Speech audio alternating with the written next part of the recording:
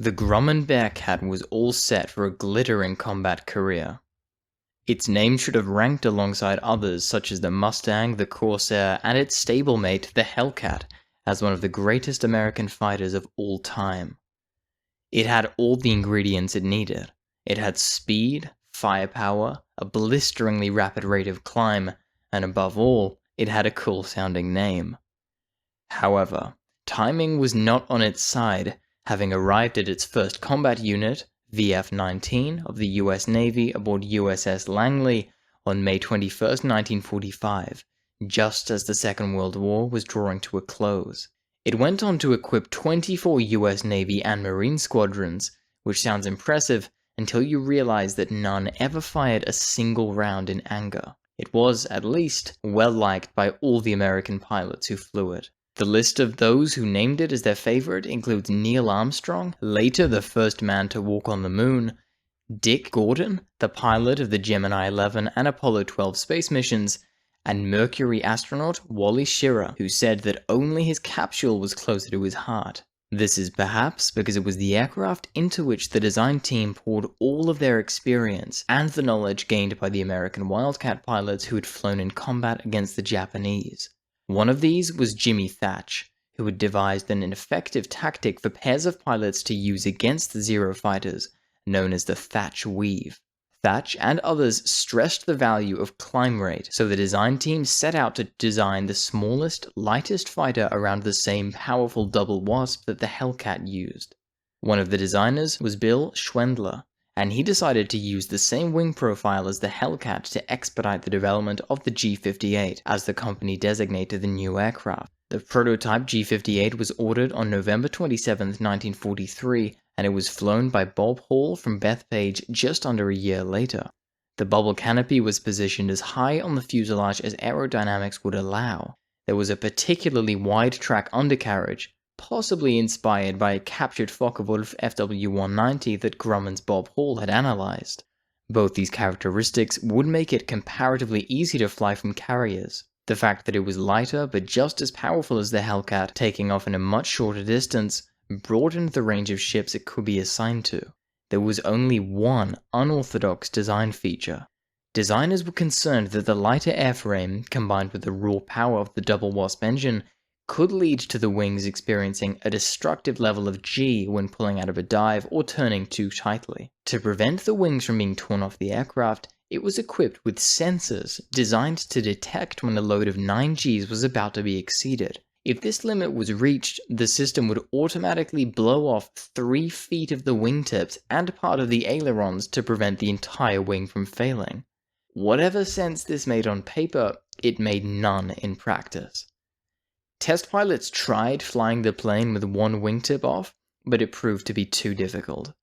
There were charges fitted that allowed the pilot to manually blow off the other wingtip, but this would pose huge maintenance problems, and the idea was abandoned. One prototype was lost due to stability problems, but 2,023 were ordered on October 6, 1944, with the further 1,876 ordered from General Motors.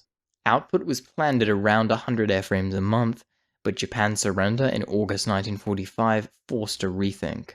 The order from General Motors was soon cancelled, and Grumman's own order book was cut back to just 770. Meaning that the company had received around 5,000 cancellations in a matter of days. Peacetime seemed to have ended the Bearcat's career before it began, and in the words of one website, it was too late to be great. What further added to its sudden irrelevance was that its performance was now inferior to the new first generation of jet fighters, like the Lockheed P-80 Shooting Star, that was soon to become more widely available. Trials were first arranged against the McDonnell XFD-1 Phantom at Paternoster River, which, initially at least, looked promising. The two aircraft were tested in their time to 10,000 feet from a standing start, and the Bearcat won easily, performing strongly in other areas as well. Unfortunately for the Bearcat, this turned out to be less of a case of it achieving parity with one of the new jets than this new jet not being particularly good.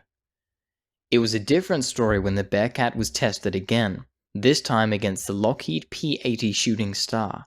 The Bearcat never once managed to get the Shooting Star in its sights, despite being more agile. This did not bode well for the future.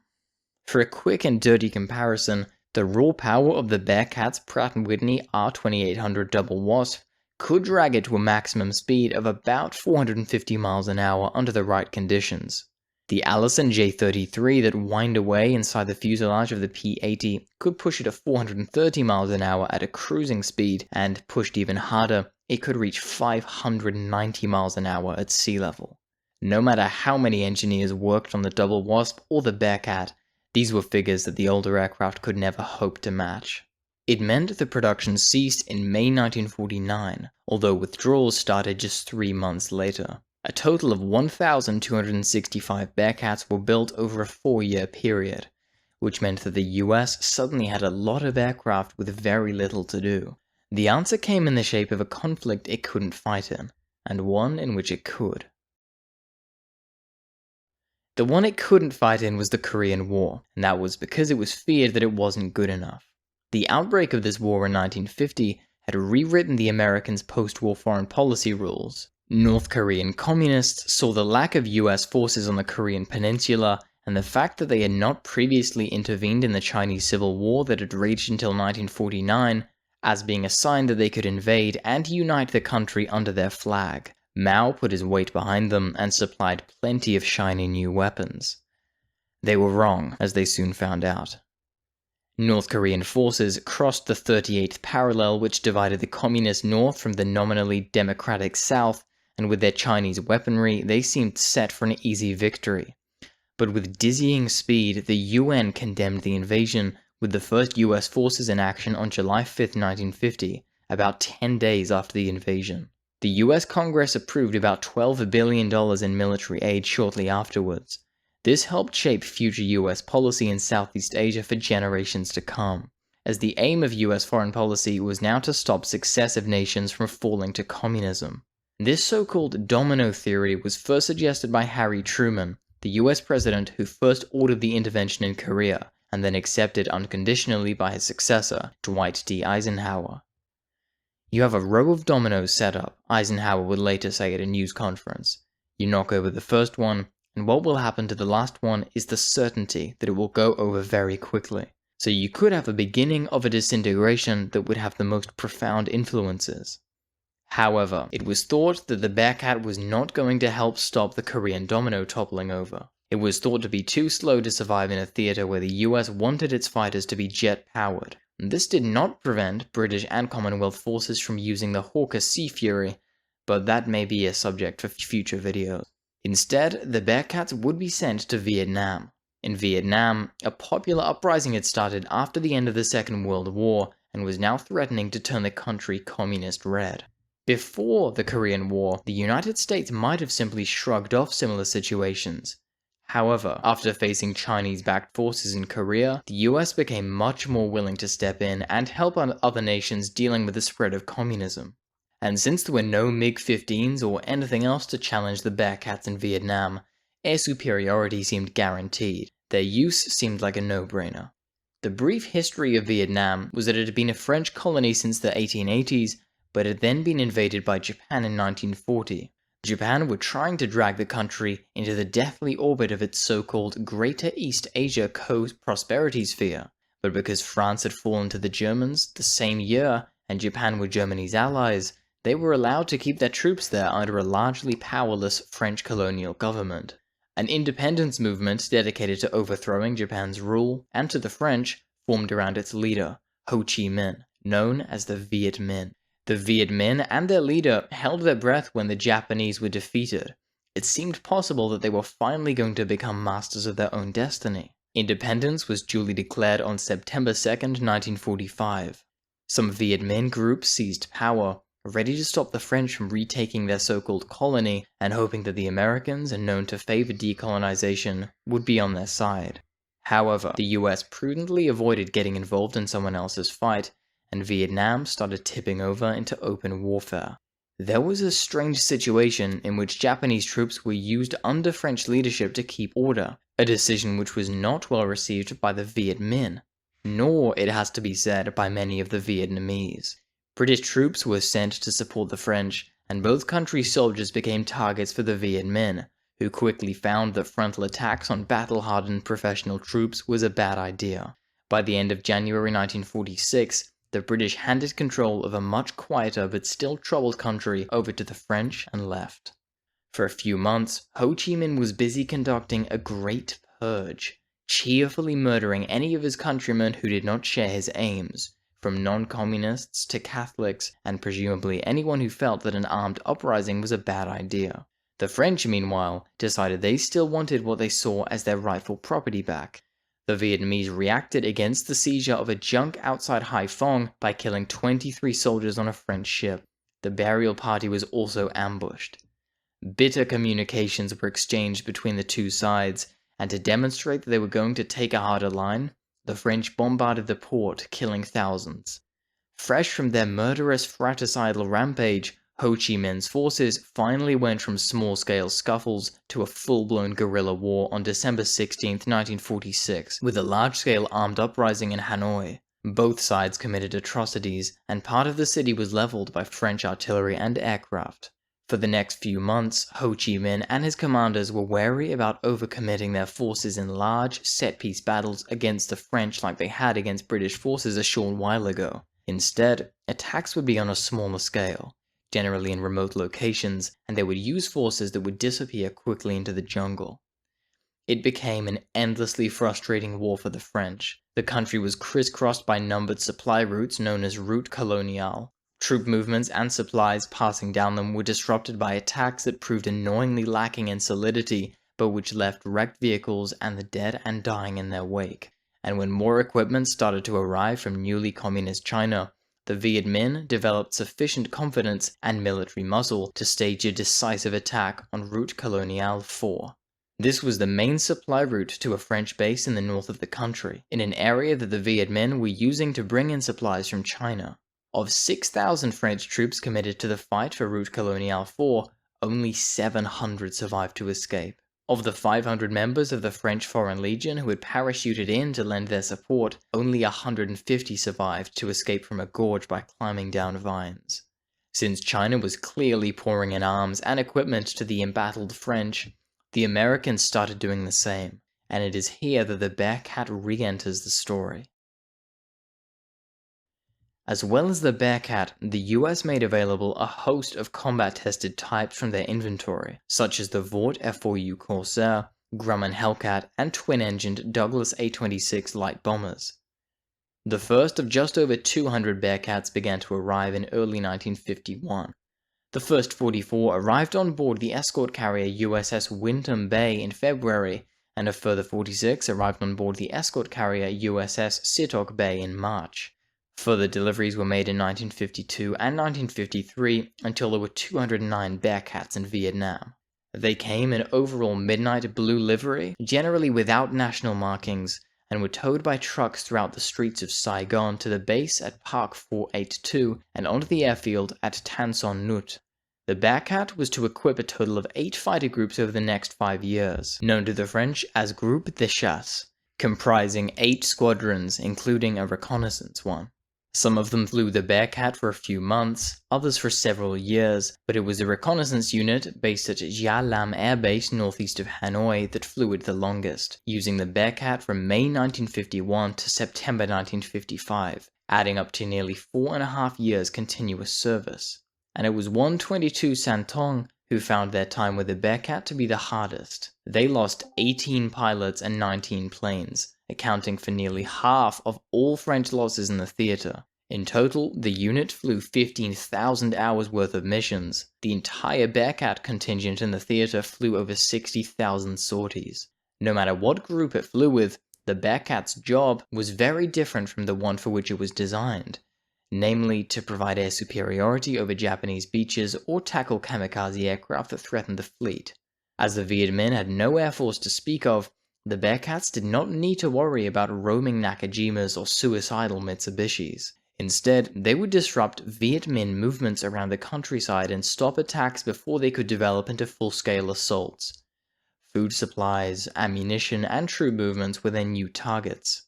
The problem was that Bill Schwendler's design philosophy, in which the aircraft was effectively the smallest and lightest possible mounting for the double Wasp, did not allow for a huge amount of internal fuel. And while the Bearcat was reconfigured to take drop tanks, even this did not allow for especially long endurance. What compounded the range problem was that the Bearcat had a vast amount of terrain to cover, partly inspired by their charismatic leader, General Jean de Lattre de Dassigny. Definitely didn't pronounce that right. The French found that the most effective way to hold the country was to use a series of armed strongholds scattered across it with defined routes stretching between them. Their forces would be mobile, and in fact the French concentrated many of them into something they called groupes mobiles, made up of infantry battalions, engineers, armored squadrons, artillery, signals, and medics. There was also a huge amount of airborne forces, just a Douglas C-47 flight away from dropping into combat. The composition of these forces shows just how diverse the French forces were. In addition to the French soldiers, they were heavily reliant on those from across the French Union, as the French Empire had now rebranded itself. There were soldiers from colonies such as Algeria and Morocco, as well as those from across Southeast Asia itself, evident from the title of units such as the First Colonial Parachute Battalion, the 5th Vietnamese Parachute Battalion, or the 2nd Thai Battalion, recruited from the Thai people who were spread over a vast area from the south of China to just north of Malaysia. There was also a strong cohort from the French Foreign Legion. These included soldiers who had fought with the Allies during the Second World War, and storied units such as those from the 13th DBLE, short for Demi Brigade Legion Entrange, who had fought in the Western Desert and up and through Italy alongside the British. It meant that an American fighter flying in French roundels seemed oddly appropriate. During their first time in Vietnam, the Bearcats flew from almost everywhere there was a tricolor, from Tan Son Nhut Air Base just outside Saigon in the south to Cat Bai Air Base outside Haiphong in the north, by way of Hue in the central region and Vientiane, so far west that it is now seen as part of Laos. However, it turned out that the aircraft had some other minor flaws that had not been apparent in its previous life. If it could get itself into the air from the comparatively short distance of a rolling and pitching flight deck, then it would seemingly be ideal on hastily improvised dirt airstrips and runways inherited from the Japanese that the French were using in Vietnam. Carrier decks were necessarily clean, flat surfaces, and now the Twin Wasp was showing a tendency to suck in dirt, grass, and other debris from a wider area. With no dust filters for the engine, oil consumption increased. The tires were also inflated to a higher pressure more suitable for deck operations, and were now bursting when faced with rougher ground. Some of the bombs were also starting to age and show a worrying tendency to explode at inopportune moments. The American 500 and 1,000 pound bombs were reliable, but the French 440 pound bombs were unpopular. They killed at least one pilot who aborted a takeoff run and suffered a hard landing, causing the bomb to detonate. The highly flammable napalm that formed one of the Bearcat's main weapons also had to be handled very, very carefully. Even then, there were several accidents. And as for the pilots, temperatures in the cockpit could rise to 40 degrees. The Bearcat had been intended to operate at altitudes or on the open sea, not to bake quietly in the hot and unforgiving Vietnamese sun. For the pilots who were being asked to transition from the Hellcat, the new fighters were initially an unknown quantity. One fine day, we were told that the Hellcats were going to be taken away and replaced by Bearcats, one later remembered. This did not thrill us much, as we had become accustomed to the reassuring qualities of the Hellcat and its comfortable design. And then this Bearcat, we did not know what it was worth. They arrived a little strange with their offset engines and large worrying legs.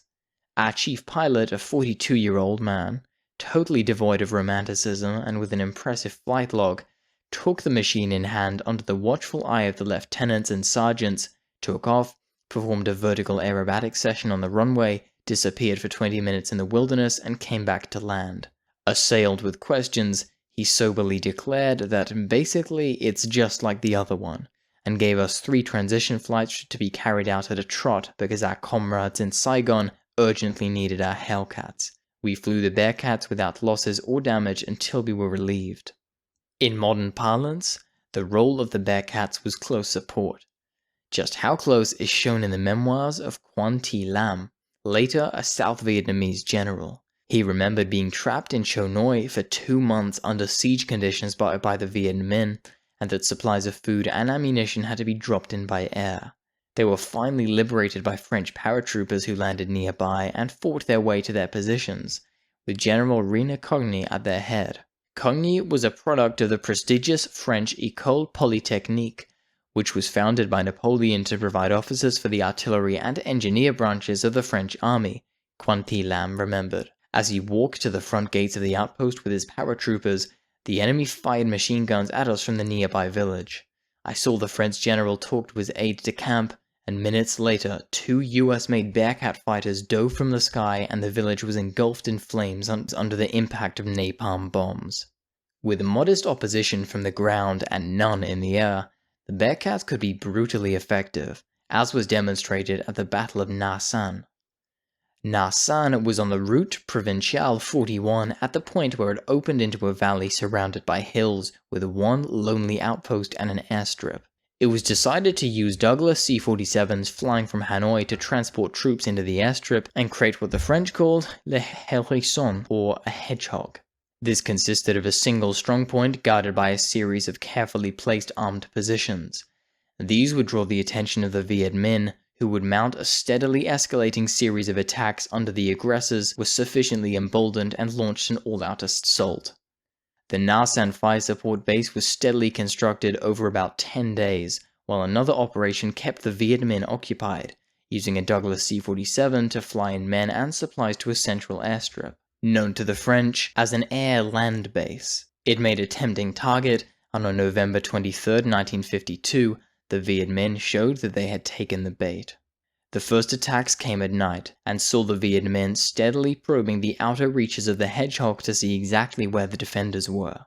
Each time, they were pushed back, and then on the night of November 30th, massed Viet Minh battalions attacked and later occupied 2 of the strongholds. After hours of fighting, they were retaken, which made the Viet Minh make a final large-scale assault. They ran into a fierce artillery barrage from 105mm howitzers, 4 120mm guns, and mortars, which pushed them back. Just as importantly, the airstrip was always in French hands. The C-47s made regular supply runs, providing an air bridge between Na San and Hanoi. A fleet of Hellcats, B-26s, Curtiss Helldivers, consolidated privateers, a bomber developed from the Liberator, and Bearcats maintained around-the-clock pounding of the attackers with bombs and napalm.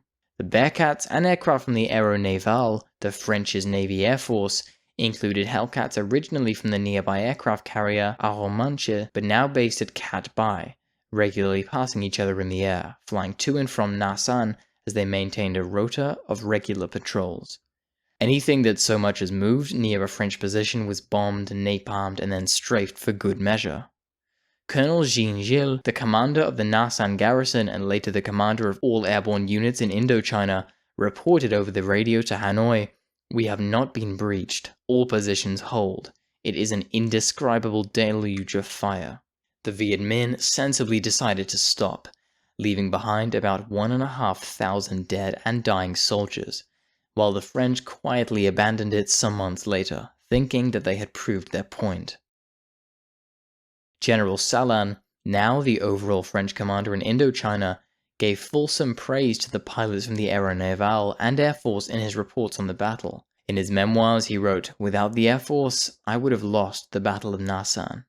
After Salan was replaced by General Henry de Navarre, a larger-scale airborne operation called Hirondelle, or Swallow in English, was mounted against Viet Minh depots around Lang Son, close to the Chinese border. Hirondelle was supported by 10 Douglas A-26 Invaders, and more importantly for this video, 56 Bearcats, more than a quarter of their total strength. The objective was to destroy supplies being brought in from Communist China and transported down the hastily improvised jungle routes, later known to the Americans as the Ho Chi Minh Trail. Of the 2,001 paratroopers who jumped on Lang Son, only 22 went wayward. The remainder were able to destroy the depots, accounting for 1,000 machine guns, 50 mortars, and 6 trucks, and return to French lines without facing too much trouble, while the invaders and the Bearcats were said to have provided highly effective air support. The generals were delighted with the way that the paratroopers and air cover had worked well together, and there was a similar mission named Operation Muette, or Seagull, that saw the Bearcats being used against the crossroads in the Phu No Quam forest south of Hanoi. Attacking this would draw in the Chu Luk component of the Viet Minh, hardened full-time soldiers and not scraped together regional forces who could pose a real threat to the French if they were left alone. Again, a camp was established with French forces radiating out, with the Groupe Mobile attacking nearby targets and airborne forces dropping on various locations in the area.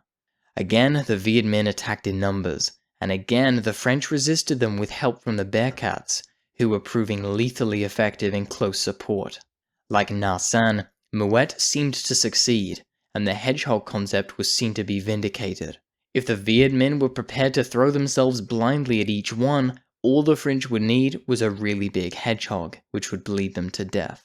The location for this big hedgehog was going to be Dien Bien Phu. For this battle, the Bearcats would have a starring role. Instead of flying from distant Hanoi, 6 Bearcats from 122 Santong would be based directly at Dien Bien Phu's airstrip. Their mission was to strike targets along Route Colonial 41, supporting the new stronghold. By being based there, they could provide direct support from the ground troops, conduct armed reconnaissance of their own, and attack any targets that they were assigned to. For this, they would be equipped with their guns, bombs, rockets, and the ever-present napalm. General Navarre outlined the plan, and every senior French officer, including Cogny and Gilles, saw it as too risky. The series of strongholds being proposed at Dien Bien Phu would need a lot of supplies, and the base itself was too remote, too far from support to be resupplied easily. Cogny said it was a new Na San under worse conditions, which is exactly what it was. Despite everyone's objections, the first phase of the operation began on November 20th. Known as Operation Castor, its aim was to establish an outpost which would then be fortified with heavy equipment while engineers lengthened the runway, originally built by the Japanese during the Second World War. Parachutists were dropped from venerable C-47s and also a fleet of Fairchild C-119 flying boxcar aircraft, flown by American pilots who had been discreetly loaned to the French for the duration of hostilities. Welding quickly started on the pierced steel plates that would make up the runway, with the 31st Engineer Battalion installing 22,800 of these plates for the Bearcats, as well as the small fleet of helicopters and the Marine-Saulnier MS-500 Crickets, which were a version of the Fiestler Fi-156 Stork with an Argus AS-10 engine. Just how hard the Bearcats were already working is shown by a caption to a photo hurriedly taken by one of 2 French photographers at Dien Bien Phu with their Leicas and Rolleiflexes. It shows a pilot standing next to his Bearcat with 122's insignia of a leaping lion and a winged trident. The pilot is identified as Lieutenant Jean Lecoq from Morlaix, who had been in Vietnam for 15 months, but who had already flown 311 sorties. Lecoq was a veteran of the French resistance and survived his tour of duty, but died shortly after his return from Indochina, suffering from what his family said was exhaustion. The photographer was either Daniel Camus or Jean Perrault. Perrault had also fought with the French resistance and was sent to a series of concentration camps, including Dachau and Buchenwald. He joined the French army in 1946, serving in Indochina as a sergeant major and joining the Army Cinematographique Service. After he was captured at Dien Bien Phu, he proclaimed never again a prisoner, and disappeared from a convoy of captured soldiers, never to be seen again. Camus, also a sergeant, was too captured, this time surviving captivity and going on to work for the magazine Paris Match. There had been replacements for 2 similarly unfortunate camera operators. Filmmaker André Lebrun had his leg amputated at one of the strong points after going over the same landmine that killed his colleague, the photographer Raymond Martinoff. There was plenty of bad luck to go around. In late February, 2 Bearcats collided on the runway when a Bearcat being taxied by Sergeant Henry ran into another aircraft manned by Sergeant Perfetti.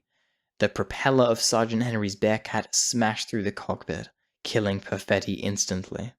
General Vo Nguyen Giap opposed the French, the Viet Minh officer against whom the French had been fighting for the previous 4 years. Giap was now going to put the lessons he had been learning into practice at one final battle.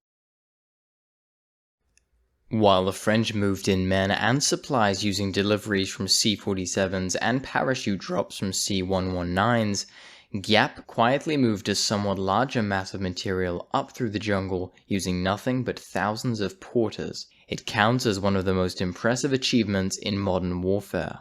By the end of the logistics operation, Giap had around 80,000 soldiers in position and about 100 artillery pieces. These included 105mm guns, some of which had probably been captured from the US during the Korean War or supplied to the nationalist Chinese in the 1940s. They also had potent 37mm anti-aircraft guns. This contrasts with about 15,000 French and related personnel who were dispersed between a series of strongpoints around the airfield.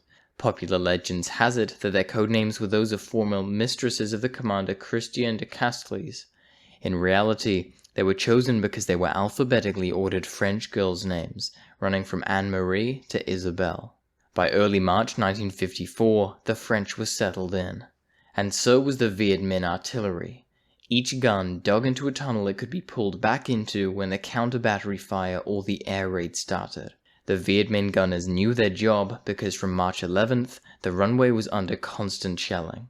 The French 105 and 155mm guns tried to silence them, but with no luck. With terrible inevitability, the 6 Bearcats were destroyed on the ground, flayed into ribbons by shrapnel, before they could help take part in the defense. Sandbags that had been used to create protective shells around them were no defense for well-aimed 105mm shells. With the Bearcats turned into scrap, Viet Minh artillery closed the runway entirely. This was not going to be another Na San, with its permanent air bridge. All supplies had to be parachuted in from aircraft who were now the targets of the 37mm anti-aircraft gunners. The aircraft flew higher for their own safety, but the ongoing fight meant the drop zone for supplies was shrinking. As a result, more and more supplies missed their target and ended up not with the French, but with the Viet Minh.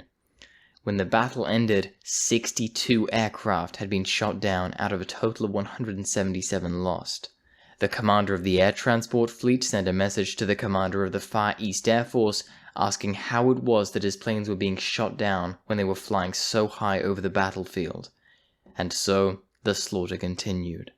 The French artillery commander, Charles Perroth, who had lost an arm some years before in a Viet Minh ambush, had previously said, "I have more guns than I need."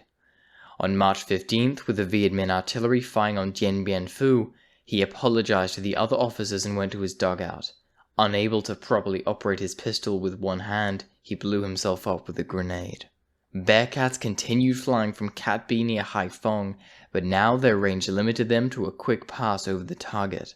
There was to be no repeat of their heroics from Hirondelle, Muet, and Na San. The B-26 invaders and privateers did a lot of the ground pounding, but the Viet Minh gunners made them pay a high price.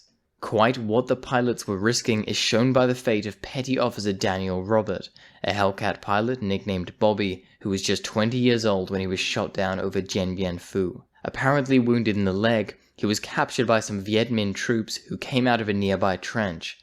An officer asked him, "Why are you doing this war work?" To which he replied, "Because I, like you, am a soldier, and like you, I carry out orders."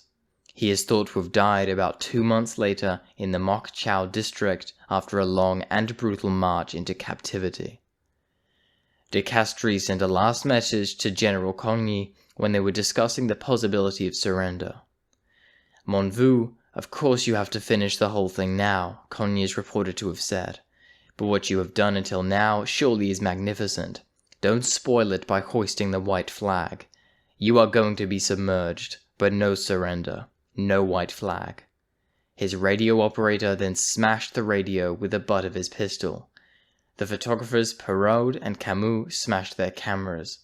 One of the last messages sent from a radio operator belonging to the 31st Combat Engineer Battalion said, "This is Yankee Metro. We're blowing up everything around here. Au revoir." Dien Bien Phu fell on May 7th, and of about 10,000 prisoners, only 3,000 survived to go home 4 months later, after the French had decided that their colony was now lost and took the peace talks seriously. Just 70 escaped their encirclement to be picked up by pro-French forces in Laos. For the Bearcat, it meant that the eventual French withdrawal from Vietnam was the end of the action, but not quite the end of the line. The country was partitioned into a communist north and a vaguely democratic south to be reunited by elections that were promised but never happened. That gave the French time to work alongside the South Vietnam Air Force. The French government had promised the US that the Bearcats would not be used over the French mainland, so a number, the exact figure seems to have been around 25, were used at the Centre de Transformation à la Chasse at Cap Saint-Jacques Air Base to train Vietnamese pilots who had already amassed 200 hours on the North American T-6 Texan and on the Marine Saulnier MS-472. Along with 60 or so other French Bearcats, these became the nucleus of their first combat squadrons. They soldiered on until an unexplained crash led to them being grounded and then phased out in the early 60s.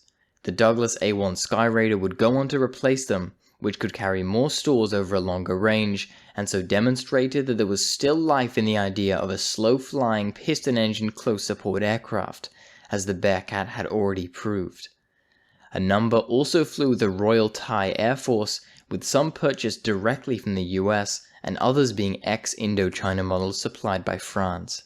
It meant that the Bearcat ended its days around 8,000 miles from the Grumman plant in Bethpage, having had a very different career than its designers had imagined.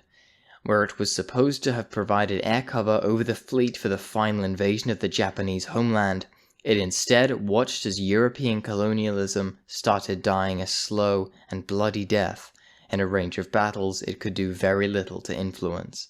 Whether your final image of it is a brilliant blue aircraft streaking up into the sky at a seemingly impossible rate of climb, or a forlorn wreck at the side of a ruined runway in Dien Bien Phu, the Bearcat was not mainly celebrated or fearsome, but earned its place in history all the same.